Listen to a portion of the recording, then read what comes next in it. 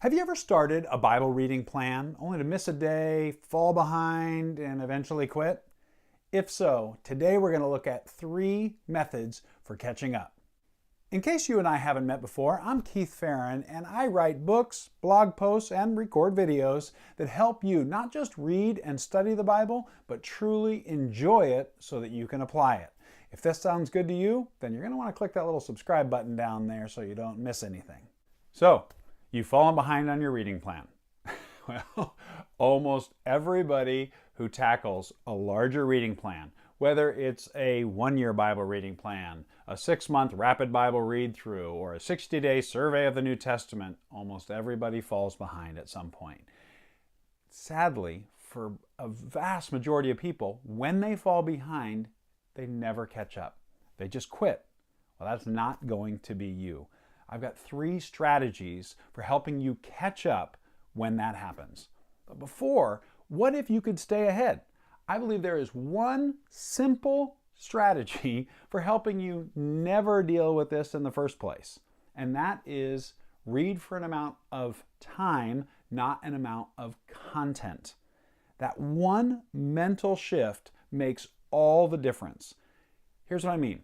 Almost every reading plan I have ever seen has the readings broken up into daily readings. We read, we check off the box, we read the next day, we check off the box, we read the next day, we check off the box, then we get the flu for 3 days, and all of a sudden we're 4 days of reading just to catch up, right? That's where most people find that happens. Kid gets sick, they get sick, and they fall behind. Well, when you read for an amount of time, you will actually always stay ahead. Here's how to do it.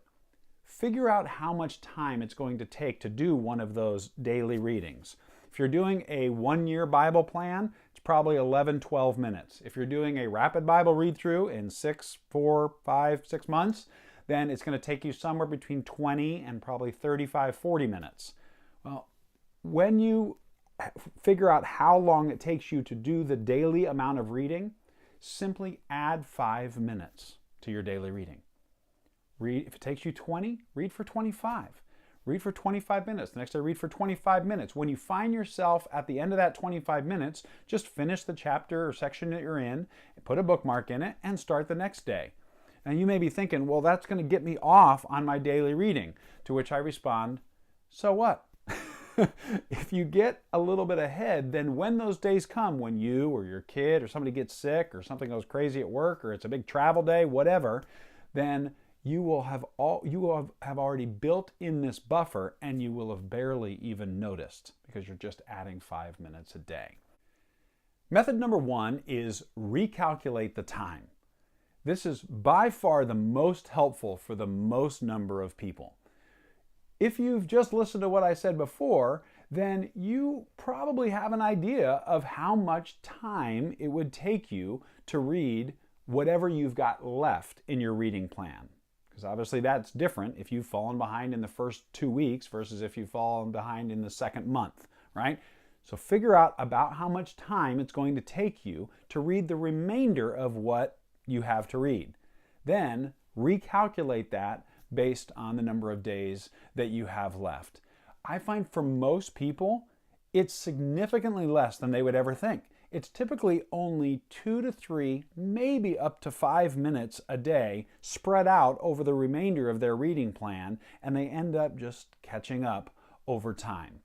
Now, to figure out how much time you've got, I'm going to put a link in the notes below this post to a fantastic article that breaks down kind of reading every single book of the Bible, about how long it's going to take most people, reading Paul's letters, reading just the Gospels, reading the Old Testament. Right? So it's got a lot of different breakdowns that will help you.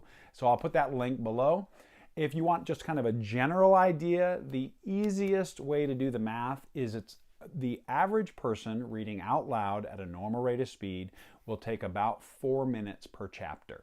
So you can use that as a general guide as well. So method number 1 is recalculate the time. Method number 2 is the 2-day catch-up. Now, if you like phrases like get her done and suck it up, well, this is the method for you. Take a look at the next 2 to 3 weeks of your schedule and look at the days when you could do 1 to 2 hours of reading. Then put it in your calendar, set a reminder so that it gets blocked off and nothing else creeps in.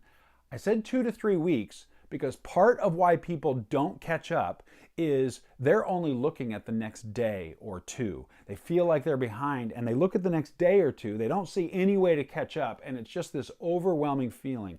Most people that are falling behind are in the middle of a busy stretch, and so trying to get it done in the next 2 or 3 days for most people is not going to work. But if you look at your schedule for the next 2 to 3 weeks, you're probably going to have a day or two when you can dive in and get her done. Now here's the other thing. For some people, when they're tackling a plan, that you just look at your schedule and you know that there are certain days of the week that you can do more reading than other days. Every year when I walk with people through a rapid Bible read through to start the year, I have people that just build these kind of catch-up days right into their weekly calendar. They know that it's going to take about 30 minutes or so of reading to walk through the 4 months, 5 months, 6 months, whatever they've chosen in there. And they know it's going to take them 30 minutes. But they know that during the week, let's say, they really can only do about 20 minutes of reading. But on Saturdays and Sundays, or maybe both, they could do 60 to 75, maybe 90 minutes of reading. So they actually just kind of build it, knowing that kind of during the week they're going to fall a little bit behind, and on the weekends they're going to catch up and even get ahead.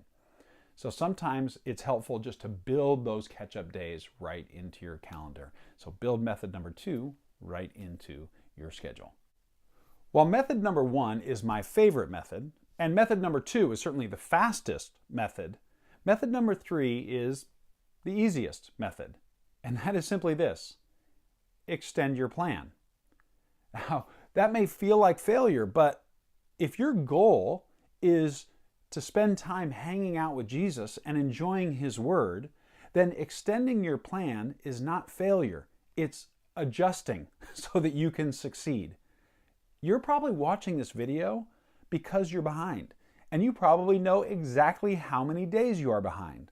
Well, extend the plan that number of days and then just dive in. One warning about method number 3: don't make it a habit. Use it as a last resort. There is something that happens in your brain when you set a goal and you achieve it. You start to realize what is possible. You tackle another challenge. You start a new reading plan. You start to associate the sense of accomplishment with the reading plan that you finished, and it leads to greater overall consistency and enjoyment of your Bible reading.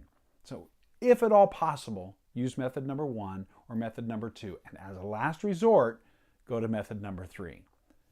Whatever you do, go pick up your Bible, pick a method, catch up, and enjoy some time with Jesus.